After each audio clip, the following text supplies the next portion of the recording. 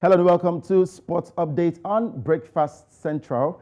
And let's go straight to the top stories. Manchester United twice came from behind to defeat Aston Villa 4-2 and advance to the last 16 of the Carabao Cup. A rather slow and cagey first half was followed by a frantic second half, which delivered all 6 goals. Anthony Martial cancelled out Oli Watkins' opener within seconds. Then Marcus Rashford struck after Diogo Dalot own goal had put the visitors back in front.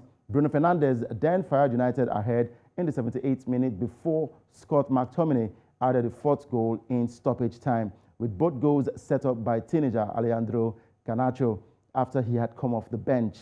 The result saw Manchester United get their revenge for Sunday's 3-1 Premier League defeat at the Villa Park and sent the Old Trafford faithfuls away happy in their final home game before the World Cup.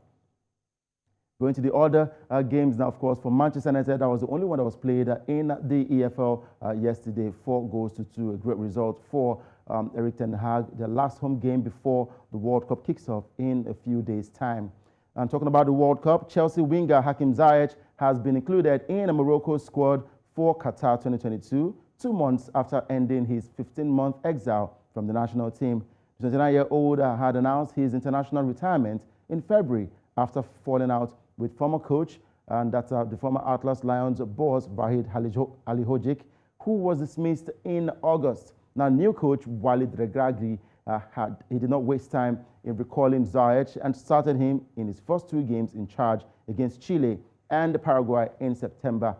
Fit again, West Ham United defender Naif Agard is also included in the squad alongside Paris Saint-Germain right back Ashraf Hakimi and Bayern Munich fullback Nasser Mazroui. However, Spain-born Mounir El Haddadi, who battled a 5-year international eligibility saga to play for the North Africans, has been overlooked. Quite sad. The squad now, which includes former Southampton forward Sofiane Boufal and Sevilla's Youssef El Nesri, will be captained by ex-Wolves defender Romain Saiz. Still talking about the World Cup, let's head straight to the Germans now, as Mario Gotze has returned to the German squad for the World Cup, with Youssoufa Moukoko and Niklas Füllkrug also included in the team. Gotze, the scorer of the winning goal in the 2014 final against Argentina, has not played for the national team since 2017, but he has earned a fresh opportunity following his impressive form since moving to Frankfurt in German Bundesliga last year. Meanwhile, Dortmund attacker Moukoko could make his first senior appearance for Germany, benefiting from the injury-enforced absences of Timo Werner and Lucas Mecha, but there is no return for Mats Hummels, who has not played international football this year despite his fine form this season. Bayern Munich quartet of Joshua Kimmich, Jamal Musiala, Thomas Muller and Leon Goretzka are all included, along with Manchester City's Ilkay Gundogan and Chelsea's Kai Havertz.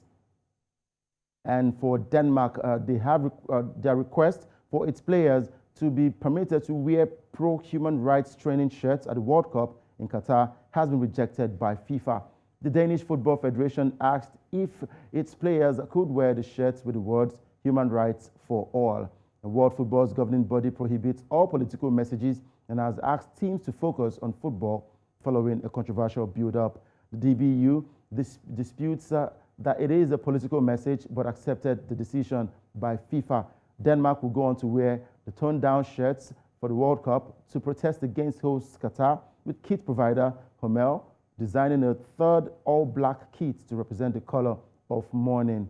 FIFA regulations state that any team equipment, including clothing, must not show any political, religious, or personal slogans, statements, or images. FIFA wrote to the 32 World Cup teams urging that football should not be dragged into ideological or political battles.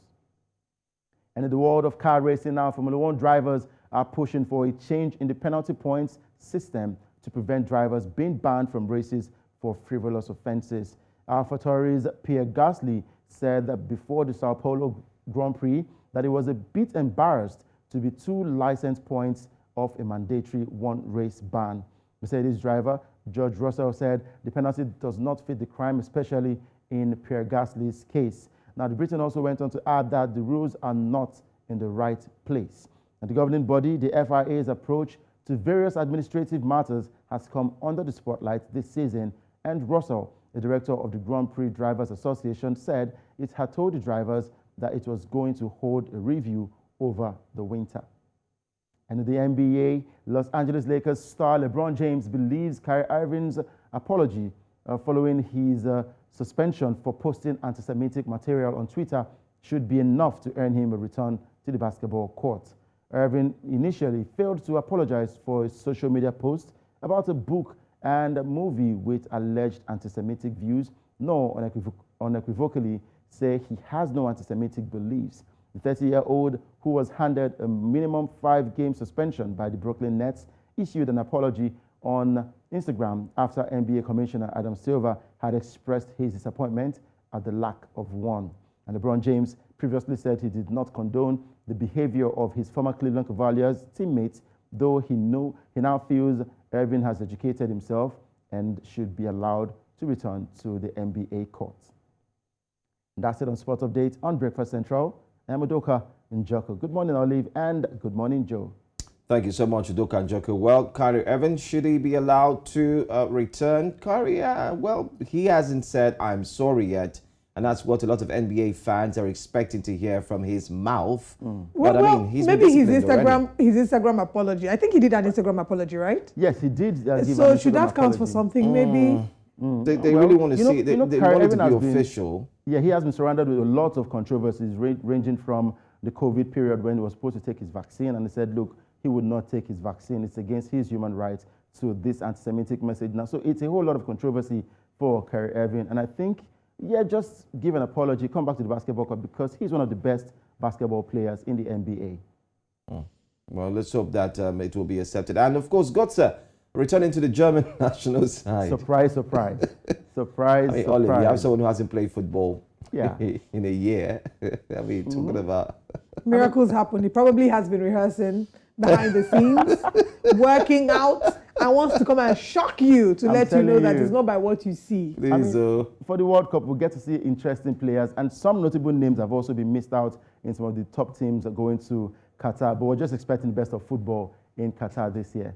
By the way, it's 9 days to go. We're counting down with it. And we have something special coming on News Central. Right, Doka, want to tell us about it? The World Cup special. You get to enjoy the very best of the World Cup analysis, highlights, and what the teams and players and the fans are saying. All right. We're counting down. November 20th is just around the corner, and we're all getting geared up for the World Cup. Thank you, Doka Njoko, for joining us with Sports Update this morning. Thank you very much.